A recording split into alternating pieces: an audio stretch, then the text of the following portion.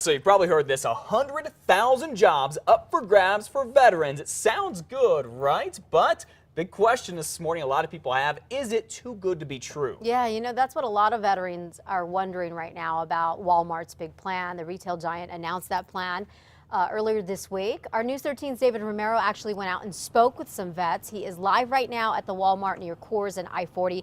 Good morning, David.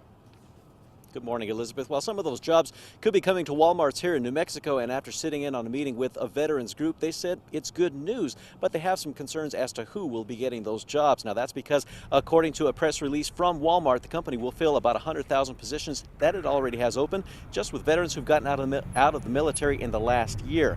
Groups like the Veterans and Military Affairs Advisory Board from the mayor's office think the hiring should apply to older veterans as well. Yes, indeed. Those folks should also be considered, and it should not necessarily just be limited to those within a year of their departure from the military. Now, the hiring is set to start this Memorial Day, and Walmart says that the jobs will be rather in the stores and clubs, some in distribution centers as well as the home office. They say this is only the beginning, and the hiring should take place over the course of the next 5 years. Elizabeth, back to you. All right, this is great news for the community. Thank you so much, David. In Walmart's statement, they tout themselves as being the largest private employer of veterans in the country. And speaking of jobs, the city of Albuquerque is hiring for transit workers. They're going to be holding a job fair beginning at 9 this morning. It runs until 1 p.m. Recruiters will be at the New Mexico Workforce Connection. That's over at 501 Mountain Road in Northeast Albuquerque. For more information, please go to our website, KRQE.com, and click on news links. New Mexico's budget is going to be a hot topic at the Roundhouse again today, particularly because we now know the state is short millions of dollars, possibly hundreds of millions, all because it hasn't been balancing its checkbook very well. The Legislative Finance Committee dropped quite the bomb yesterday, saying the state could be short as much as $460 million. Blames this on problems with the accounting system the state got back in 2006 and with the Department of Finance administration not double-checking things. So now the state does not have as much extra money to spend on schools, pay raises, and other things, but it will spend $10 million to try to fix this problem. And in just a few hours, Governor Susana Martinez will be talking about the state's budget and more in front of the New Mexico Association of Counties. That will be up in Santa Fe. Elizabeth? A Hispanic rights group is suing the city of Albuquerque over last year's city council redistricting. The city reworked the districts because of a population boom in northwest Albuquerque.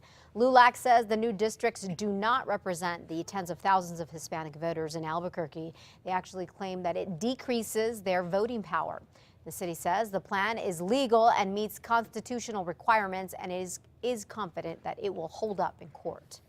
Well, the young man accused of causing a crash that killed a toddler in Albuquerque last year set to be in court this afternoon. Mariano Salas and his attorneys will talk with the judge about getting him out of jail. He's been locked up since September. It's right after investigators say he was drunk and slammed into little Vicente Gallego's family's car.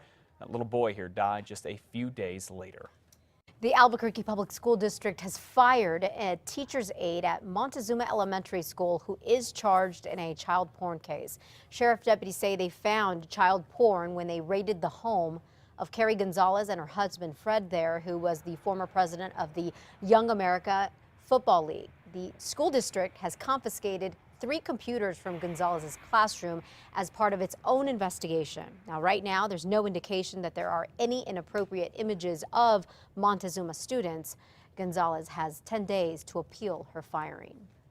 A woman whose job it was to help animals has been convicted of a number of animal control violations. Last summer, Deborah Clopton, a veterinarian, was found guilty of 2 counts of having more animals than permitted and 10 counts of having unlicensed animals. She was also found guilty of not having animals vaccinated for rabies. Clopton was fined $740 and given 23 hours of community service. The State Veterinarian Board revoked her license, by the way, a year ago.